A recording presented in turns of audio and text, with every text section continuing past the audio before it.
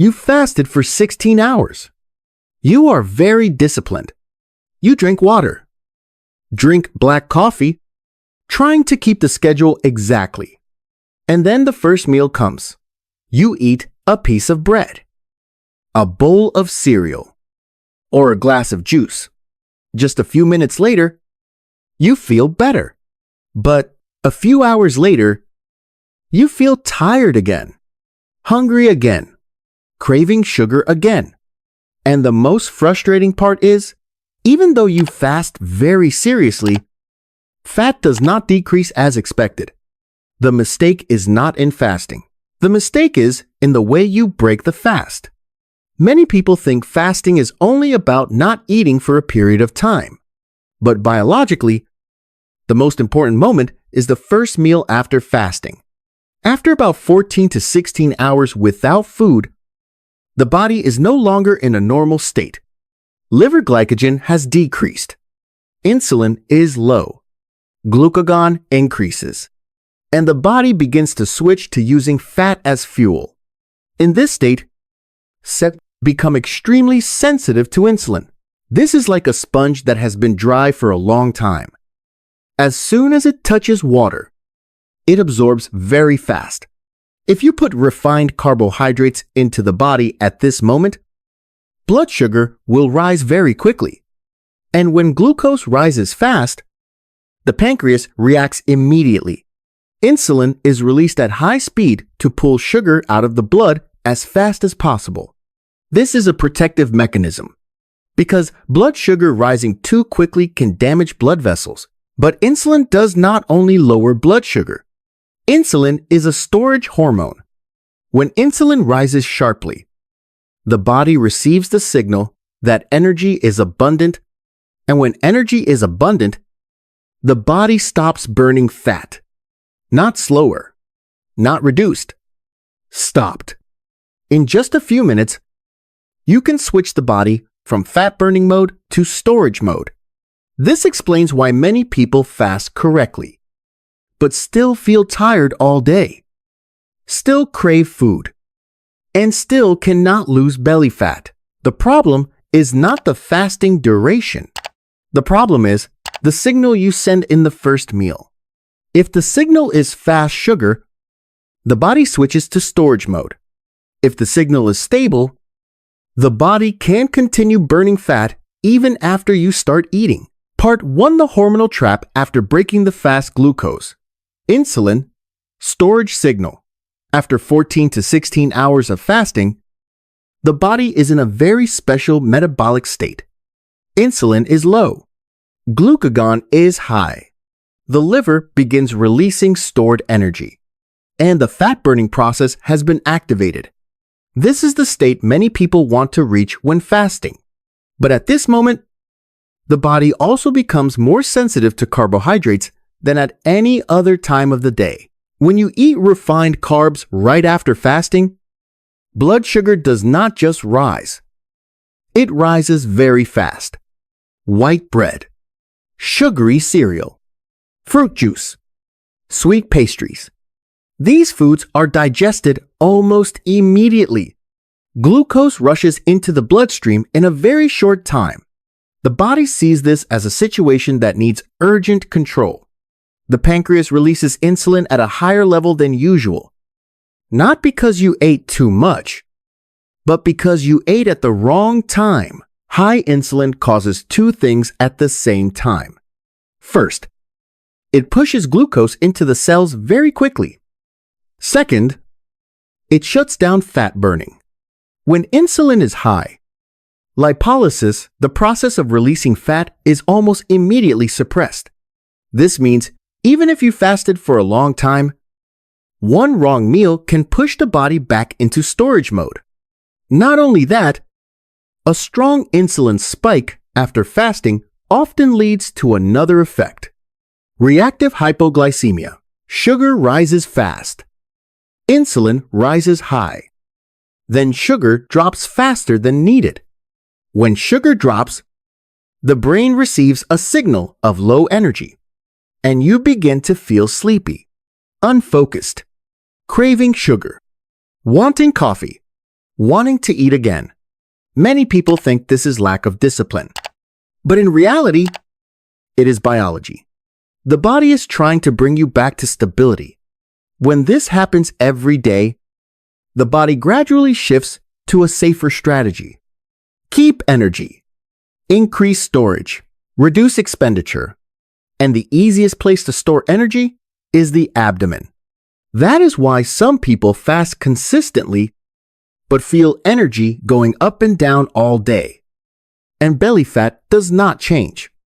Not because fasting does not work, but because the first meal sent the wrong hormonal signal. Fasting opens the door for fat burning. But the way you eat afterward decides whether that door closes or stays open. Part 2, biologically correct refeeding strategy. Keep the body in fat-burning mode all day. Intermittent fasting is not only about how long you stop eating. The more important part is how you start eating again. The first meal after fasting is not just to stop hunger. It is a hormonal signal. That signal will decide whether the body continues burning fat or goes back to storing. If you want to keep the fat-burning state after many hours of fasting, the first meal must stabilize blood sugar and must not create a strong insulin spike. The most important rule is protein first, healthy fats and fiber with it, carbs later. When you eat protein first, the body releases insulin moderately, but at the same time increases glucagon. Glucagon is the counter hormone to insulin. It helps the liver release energy slowly, keeps blood sugar stable, and allows the body to continue using fat as fuel. That is why a meal with enough protein does not make you sleepy after eating, does not make you crave sugar, and does not cause your energy to crash. High-quality protein is usually around 30 to 40 grams for the first meal after fasting. Eggs, beef, fish, chicken breast, unsweetened Greek yogurt. These foods stimulate metabolism without creating a glucose shock. After protein, healthy fats and fiber act as a brake. Avocado, olive oil, nuts, green vegetables, high-fiber vegetables. They slow digestion, make glucose enter the blood gradually, and prevent insulin from rising suddenly. When absorption slows down, the body does not need to switch to storage mode. It can continue using fat as fuel even after you start eating.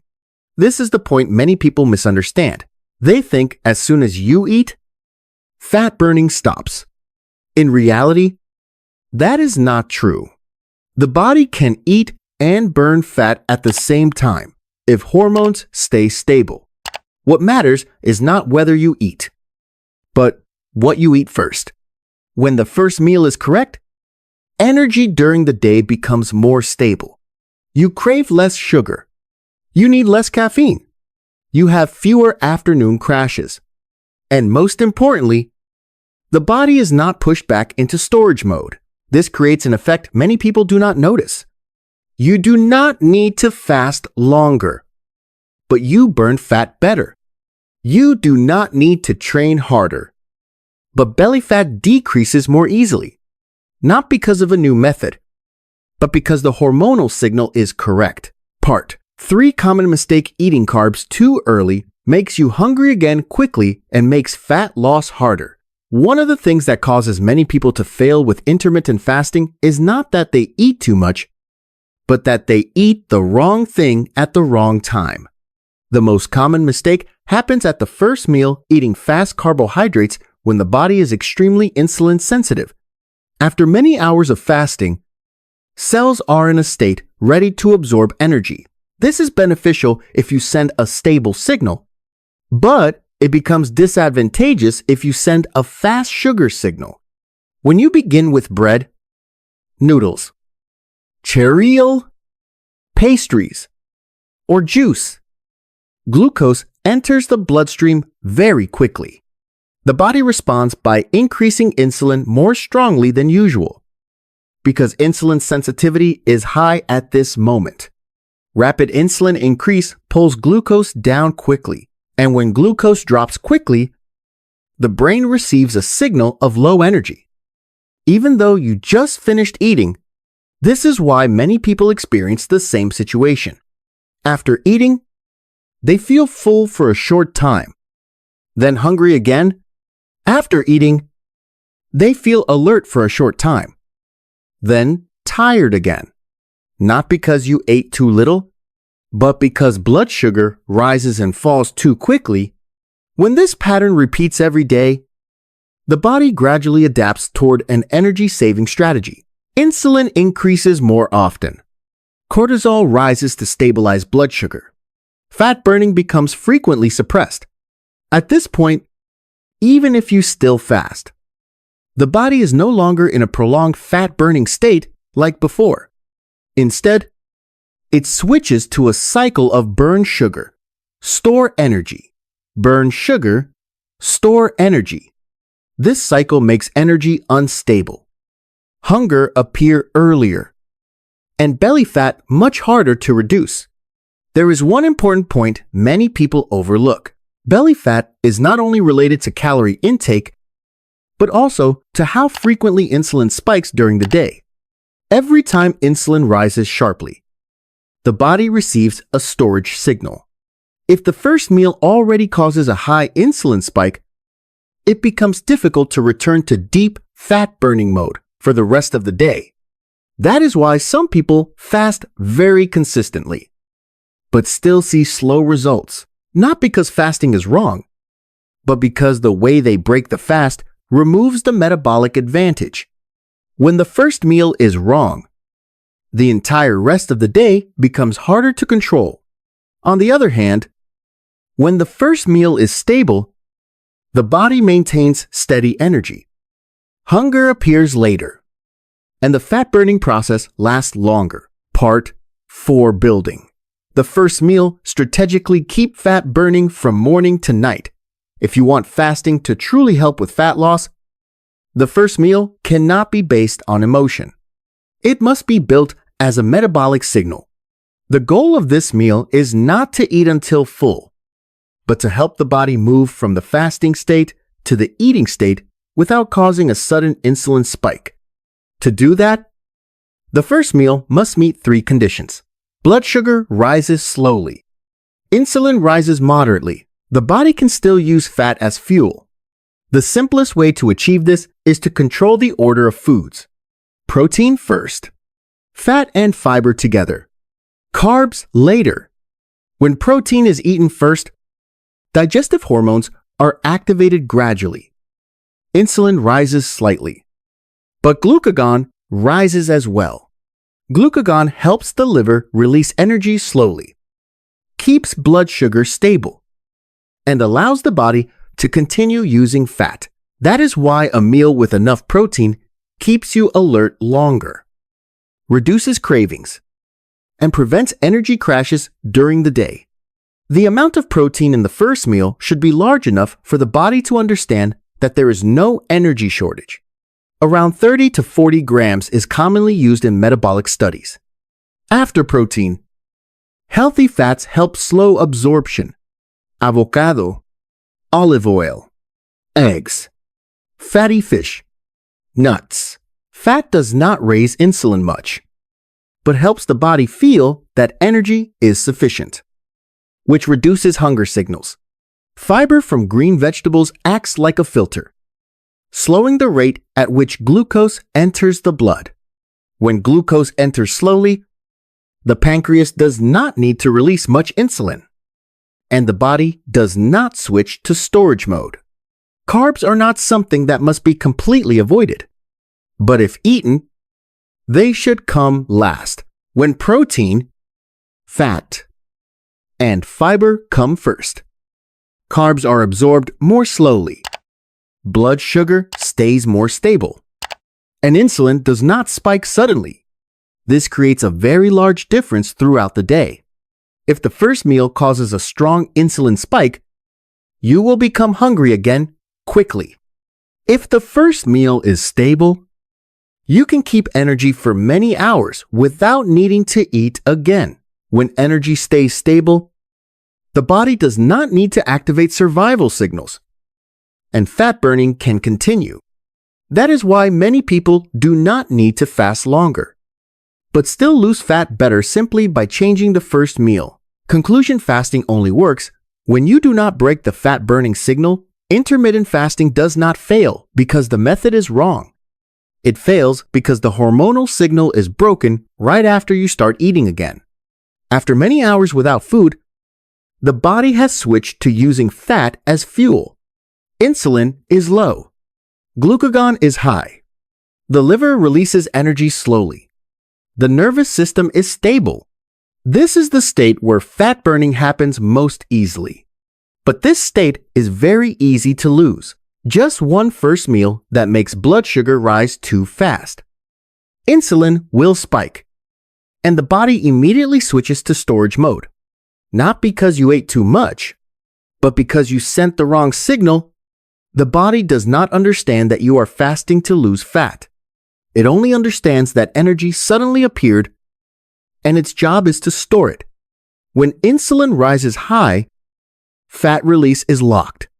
When insulin fluctuates constantly, hunger appears sooner. When hunger appears sooner, you eat more often. And when insulin spikes frequently during the day, the body struggles to return to deep fat-burning mode. That is why some people fast very strictly, but the results are unstable. Not because fasting does not work, but because the first meal removed the metabolic advantage. The most important rule of fasting is not 16 to 8 and not 18 to 6. The most important rule is keep insulin stable after breaking the fast. If you can do this, the body can continue burning fat all day. Even after you start eating, if you cannot, the body returns to the familiar cycle. Sugar rises. Insulin rise. Energy drops. Cravings appear. Fat is stored. Fasting is not about forcing the body to become lean. It is a way to allow the body to use stored energy. And what decides the result is not how long you fast, but the signal you send when you eat again. If you treat the first meal as a reward, you can easily break the process. If you treat the first meal as a strategy, the body will do the rest. If this video helped you understand why you fasted correctly but still did not lose fat as expected, please subscribe. We do not talk about quick weight loss tricks. We explain how hormones really work, so you can control your body with understanding, not with suffering. Leave a comment below. What do you usually eat to break your fast? That answer may be the reason your fat burning process stopped without you even realizing it.